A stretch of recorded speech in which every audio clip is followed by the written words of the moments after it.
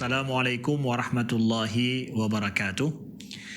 Alhamdulillahi al-munfaridu bil khalqi wa tadbir, al-wahidu fil hukmi wa taqdir, al-munazzihu fi kamali dhatihi anit tamthili wa taswir, al-alim ma fil qulubi wa dhamir, ala ya'lamu man khalaq wa huwa al-latiful khabir.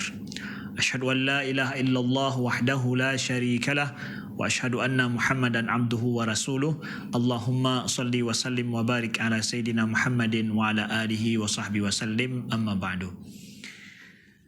Saya ingin tahu banyak tentang Islam. Saya ingin belajar tentang akidah. Tapi apa yang harus saya tahu? Saya ingin belajar tentang tauhid, tapi banyaknya bicara tentang tauhid membuat banyak orang kadang bingung. Musta'inan billah, kita minta bantu pada Allah. Mudah-mudahan Allah berikan kemudahan kita menjelaskan apa yang mesti seorang muslim tahu tentang akidah, tentang tauhid, tentang imannya.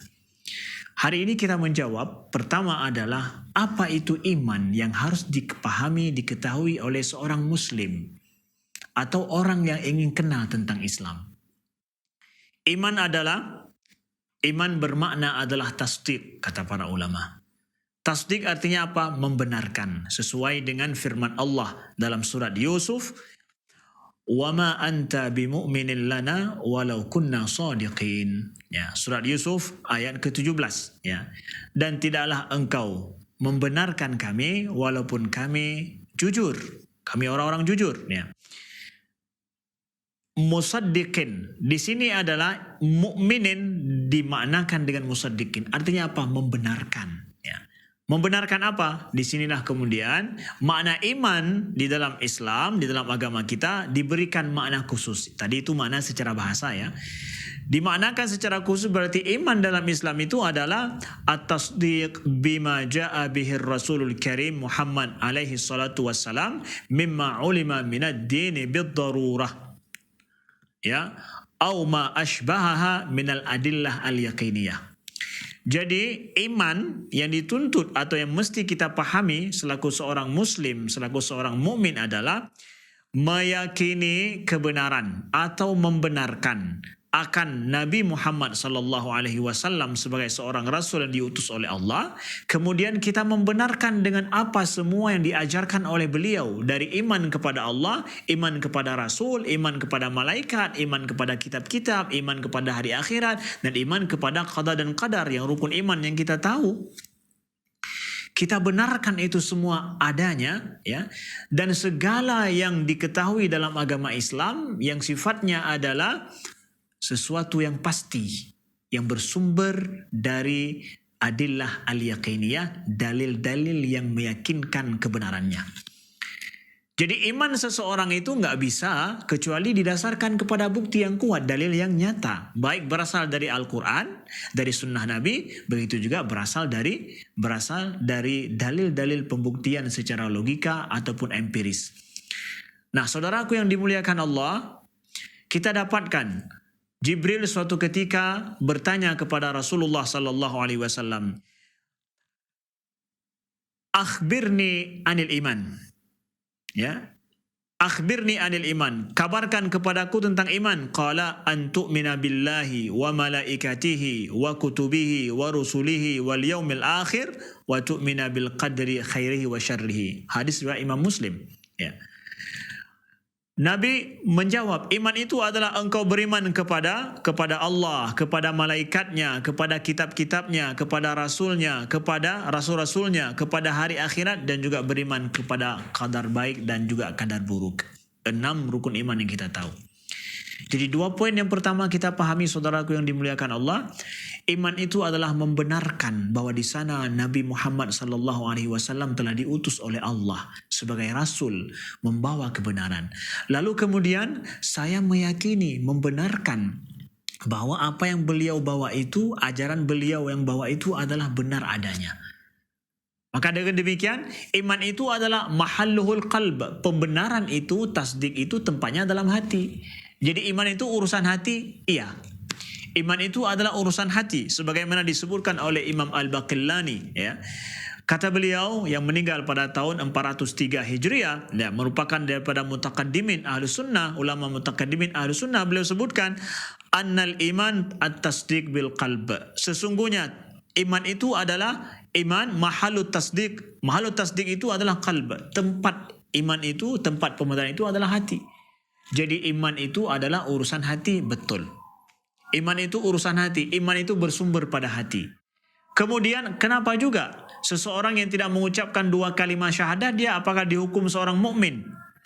Berarti mengucapkan dua kalimat syahadat itu adalah ikrar dengan lisan. Diikrarkan, dibuktikan bahwa apa yang ada dalam hatinya dia ucapkan dengan lisannya. Bahwa ucapan lisan itu mengekspresi apa yang ada dalam hati. Jadi dengan demikian iman itu dalam hati pertama, iya, tempatnya hati. Pembenaran itu dalam hati. Kemudian terbukti dengan lisannya. Selanjutnya al-amal bil arkan. Selanjutnya adalah dia mengamalkannya dengan seluruh anggota tubuhnya. Itu dia.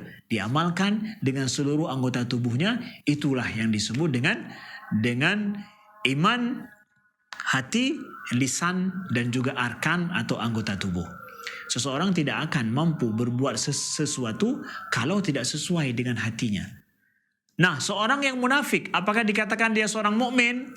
Seorang munafik, arti munafik apa?